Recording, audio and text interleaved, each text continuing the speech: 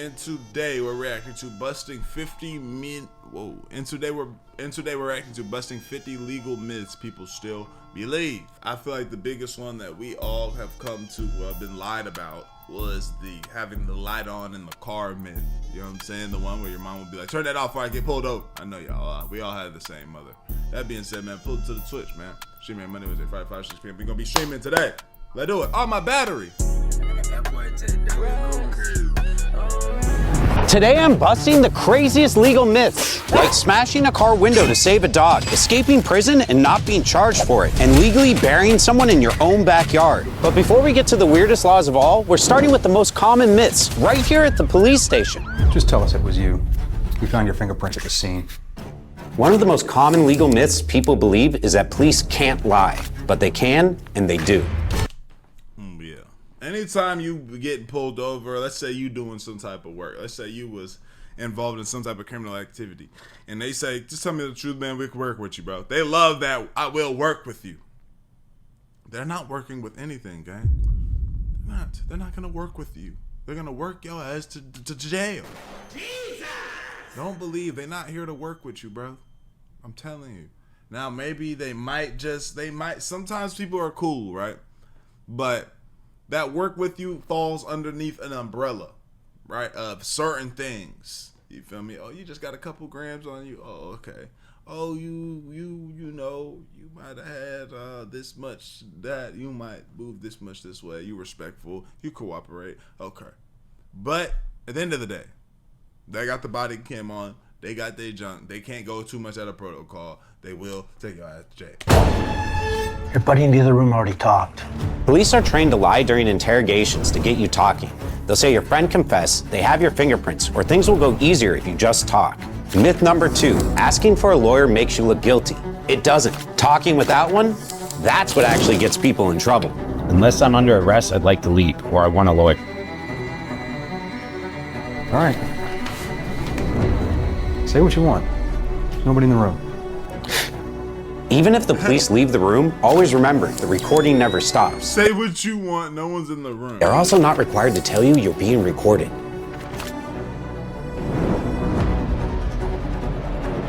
Myth 6, if you're in an interrogation room, you have to stay. Unless you're arrested or detained, you're free to leave. Just ask, am I free to go? If they say yes, get up and walk out. But there are way more legal myths I have to show you, like whether you can legally turn around at a DUI checkpoint, if you're allowed to smash a car window to save a dog, and whether flipping off a cop can get you arrested.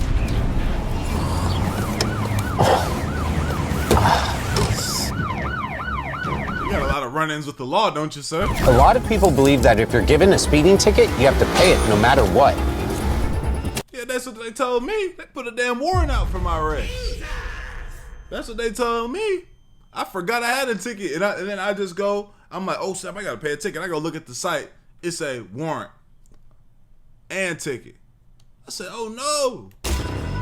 But if the police officer makes a serious mistake on it, like the wrong date, plate number, or location, or the officer doesn't show up in court, you can sometimes get the ticket dismissed. Oh, okay, yeah, I know this. Next is where people really mess up. They believe that signing a ticket is an admission of guilt, but really it just means you agree to show up in court. In some states, refusing to sign a ticket could get you arrested. Can I see your license and registration? This is another big myth. A lot of people believe that when a police officer asks for your ID, you don't have to show it, but that's only true in certain situations. Bro, I don't understand why people do that. Bro, hand your ID over, gang. Now, unless you, again, you see how he leaned up all on your car? He's definitely sniffing around trying to see if he has probable cause or something for anything. Now, unless you doing dirt, you feel me? You act like you might just need to go ahead and peel off before he even get to the car and just touch your luck there. But if that's not how you coming, bro, you better just put your, I don't have an ID, sir. And just come with the consequences.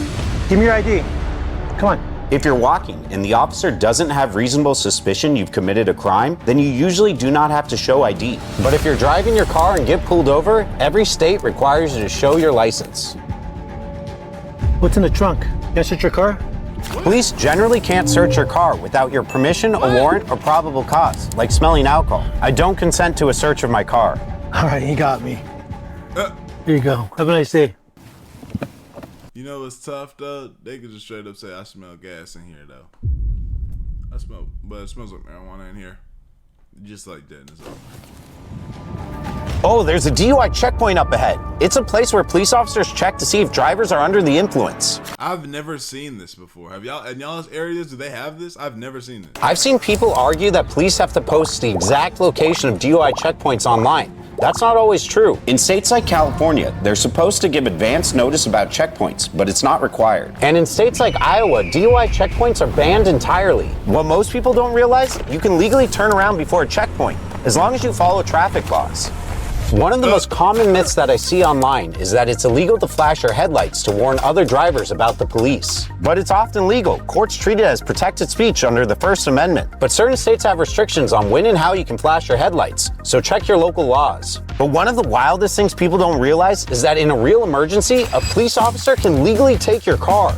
Okay. Bro, do you know how mad I would be if I'm sitting in my whip on my way to do whatever?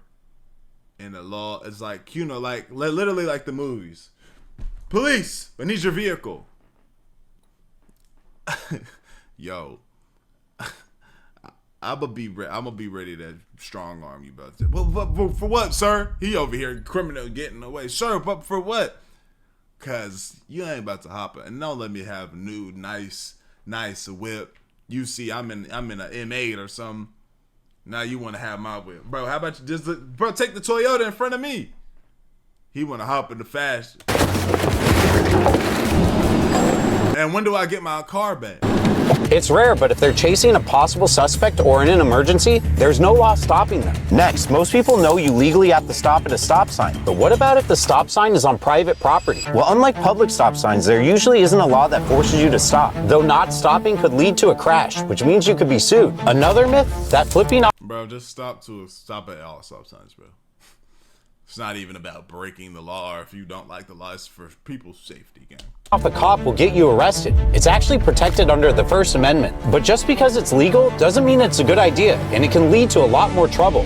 If you're rescuing a dog trapped in a hot car, in some states you can break the window. It's called a Good Samaritan or hot car rescue law. But you should always check your state laws, confirm the doors are locked, call emergency services, and make sure the animal's in real danger. He's in real danger.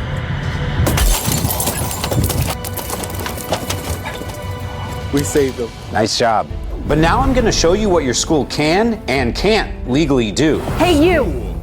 Right now, give me that bag. Wait, no, don't you need a warrant for that? What the hell?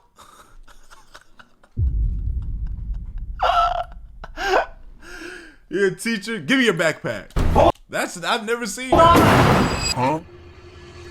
Most teachers think they can just search your bag, but the truth is they can't. I've never seen a teacher. Well, have I? I don't think I've ever seen a teacher. What they'll do in my school, they would get your bag, or they would have you say, they would bring an officer into the class, be like, you come on, is there so and so in here? Yeah, you come on, and they get you. They'll grab your bag. The officer will grab your bag. We walk to the office. They'll empty your bag out right then. They'll empty your bag, or they'll search your car if they brought the police dogs out there. Teachers need reasonable suspicion you're breaking a law or school rule. I'm going through your bag. No. They can't just demand to look through your stuff. Well, Fine, but you're staying after class. Mike, is that even legal? Teachers can't physically block students from leaving except in rare emergency situations. That could be false imprisonment. Fine. There's too many laws. I mean, at the end of the day, this is something like, I didn't notice in school, right? When they said, you can't leave, you know, I just didn't want to disrespect my teachers, and it wasn't that big of a deal. But I would imagine, like, you can't say I cannot leave. I'll leave this right now. Like, what do you think about it in school, bro? When they said you got detention, if you went and got there and was like, man, I'm leaving, and you left, they can't keep you there. You gonna get in more trouble? What is gonna happen if you don't go to detention? What are they gonna do? They can't mess with your grade. Let's say you have good grades. They can't mess with your grades. You're showing up to school. That's not a tardy. You're not tardy. What can they actually do? How does that work? If you're like, all right, yeah, I'll be at detention. No, I ain't go. You can't grab me and take me. But you know how it's crazy? Like, our brains, we not even thinking like that as kids. You feel me? Like, we not. But you should know if you do leave, you could get worse punishments, like suspension. Oh, okay. All right. Okay. There it is. I guess I could get suspended. All right, thanks, Mike. I tried. A lot of people don't realize that schools can punish you for stuff you post online, even if it's posted outside of school, but only if it causes a big disruption at school or Oh my gosh. Check this search history, bro. The way he looks. Whatever he's doing on that phone is not legal. targets a student or teacher. That's why you should always think twice before posting online. Oh, and while schools can't randomly drug test the entire student body, they can randomly drug test you if you participate in school-sponsored extracurricular activities, like chess club, debate, or sports. And while we're on the topic of schools, most people assume spanking is outlawed, but some states still allow it. I know it's weird. This next set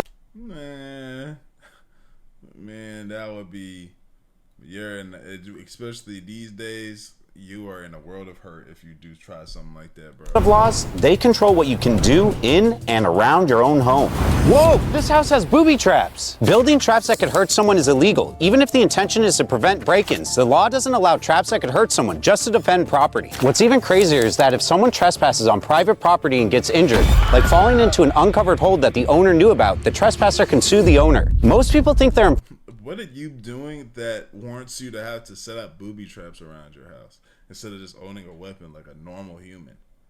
Why do you need fucking Home Alone traps outside your home? Like, what are you doing? foreign, but what they're really seeing is outrage, fear, and whatever gets clicks. That's why I partnered with Ground News. It's a website and app. There you go. Get your ad revenue. Get your ad revenue, brother. But I bet the headlines spin it in different ways, and that framing can change your takeaway. With Ground News headline analysis, tax cut, ignore those CBO. Okay, I didn't know what. The sidewalk in front of their house belongs to them, but in most places, it's actually public property and owned by the city. However, even though you don't own the sidewalk, local laws may still make you responsible for keeping it safe, like shoveling snow and clearing ice. I also love their blind spot feed. It shows stories one side barely cut. The heck is this? It's still in the ad? Next, some areas require a permit for garage sales because doing too many can make it look like you're running an unlicensed business. Right now, you can get unlimited access to global news coverage with the Ground News Vantage plan. dang. I'm giving you 40% How much did they pay you for this ad? off, so $5 a month, but only through my link. Go to my link, Ground. Don't miss out. In some places, kids need a permit to sell things like lemonade, cookies, or crafts. Anybody who's ever stopped a child from doing a lemonade stand or selling cookies actually needs their ass whooped.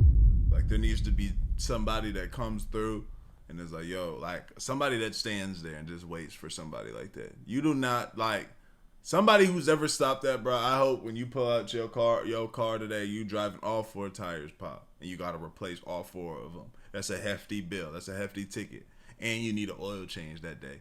I hope all that. I hope you have to pay all of that and all in one sitting, or you got to call around and ask to borrow money from people, and now you owe people for the next 2-3 months while your check drops, and you can't enjoy your full check because you got to constantly pay them. You got to pay your other bills, so it leaves you to where you can't really have too much fun. You can only like survive. I hope that happens to you. Some cities have become more relaxed about this, but in others, those stands can still get shut down. Aw, man. But don't worry, I already got you a permit. Yay! Now let's go inside. A lot of people think their landlords always need. No, man. If anybody came beating on your door like that, what y'all doing, bro? Tell me in the comments. Bro, if I heard my door getting beat at like that, bro, one, when I open the door, I'm only kind of poking my head out. On the other side of the door, I'm holding Blick. Because what are you doing? Permission to enter their home. But in an emergency like a fire or flood, the landlord can legally come in, even without asking. Next is one of my favorites. Police can legally enter your home without a warrant if they're chasing a suspect. It's called hot pursuit. And if they see anything illegal while they're inside, they can arrest you for it, even though you had nothing to do with the chase. Imagine somebody you in the crib smoking and then they just stop and let buddy go and then, yo, I've been seeing a lot of YouTubers building secret gaming rooms or hideouts in their homes. And underneath those videos, there are always comments saying it's illegal or you need a permit.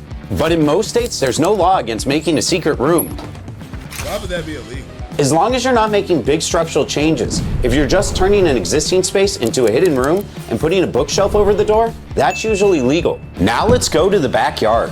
So you're saying I couldn't build like if I owned some property, I owned some land, I couldn't just build under my land if I wanted to make a new platform underneath, like a bunker? That's illegal. One of the weirdest legal myths is that you can't bury a loved one in your own backyard. But in some states, it's allowed. Why would you want to haunt to your land forever like that? And let's say you sold the house, now your loved one's back there. So you would just haunt somebody else. You would mess up somebody else's living situation. As long as you follow zoning laws, file the right paperwork, and meet local health codes. Whew, this is hard work. Just don't do it without telling your neighbors, unless you want rumors starting. And while we're in the backyard, another legal myth, that you can burn your trash whenever you want. Not true. Most cities ban open burning unless you have a permit. But there's one more housing law I have to talk about, and it's one of the most viral myths out there. It's called squatting. It's when someone enters and stays in a home without... Bro, I be seeing this. Yo, I would go to prison about this, bro. For real. If I came into my house, bro, I would go to prison about this, bro. Somebody would I would have to put hands on a nigga for something like this, bro. No way. Without permission. A lot of people think the law protects squatters immediately, but it doesn't. To actually take over a property, squatters need to qualify under something called adverse possession. Can you keep it down? And to do that, they usually have to meet a strict list of legal requirements. Now I'm going to show you the 14 weirdest legal myths of all. First up, the citizen's arrest. A lot of people think they can say, I'm arresting you anytime someone does something wrong. But most states have strict rules. Citizen's arrest? I just had to keep saying imagine. I'm sorry. Bro. Citizen's arrest. Stop, bro. You're under arrest. Bro, I'll whoop your ass out here, bro. Jesus. Talking about citizen's arrest. I'm making a citizen's arrest. Bro, don't do this seriously. You usually have to witness a serious crime and use reasonable force. If you mess it up, you could get charged with assault, false imprisonment, or both. Did you know escaping prison isn't illegal in some countries? Places like Germany and Mexico see the urge for freedom as part of human nature. So the act of escaping prison isn't a crime, but if you assault a guard or steal a car on the way out, that's very illegal. And those acts can get you extra charges. One of the craziest myths is that people believe you only get one phone call when you get arrested. Most states allow a reasonable number of calls, which means multiple. Some jails will even let you use your own phone. One of the weirdest myths that keeps getting reposted is that you have to be in a car to use a fast food drive-thru. But that's not actually a It's more of a policy thing. law. You can walk through. What most people don't realize is that businesses have the right to refuse service. So if you try, they can still turn you away. What's even weirder is that in over 20 US states, you can legally take home and eat roadkill. Some even...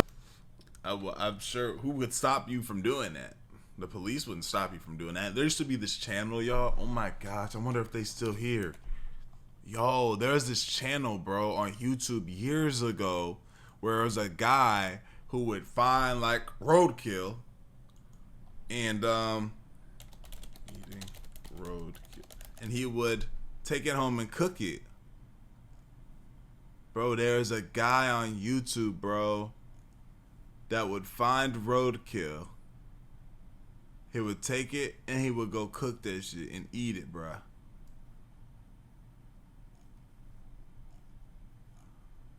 I can't find him.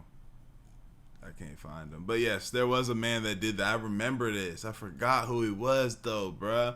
Most disgusting thing in the world. I used to watch Buddy though. What up, YouTube? Guys, I just messed up. I clicked off the video. Today...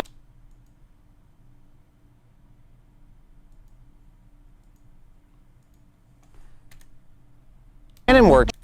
Dude, you can't legally own a tank. Well, if it's demilitarized, it's legal. If the cannon works, you need to get an ATF permit. Owning a tank is expensive, but not illegal. Oh, and you don't legally have to report a crime just because you saw it. There's no general legal duty to call the police just because you witnessed a crime. A few states require it, but only for serious felonies, and even then, it's rarely enforced. But if you hide a suspect, destroy evidence, or help someone escape, that's accessory after the fact, which is a crime. Many think surgeons must sleep a certain amount of hours before they operate. Surprisingly, this is false. There's actually no law that forces them to rest. Hospitals might have rules or shift limits, but legally, a surgeon can operate with zero sleep. If they mess up, it's usually a lawsuit, not a crime. You'll be surprised to learn that dumpster diving is technically legal. Once trash hits the curb, it's considered abandoned, no privacy rights. What if it's in a dumpster though?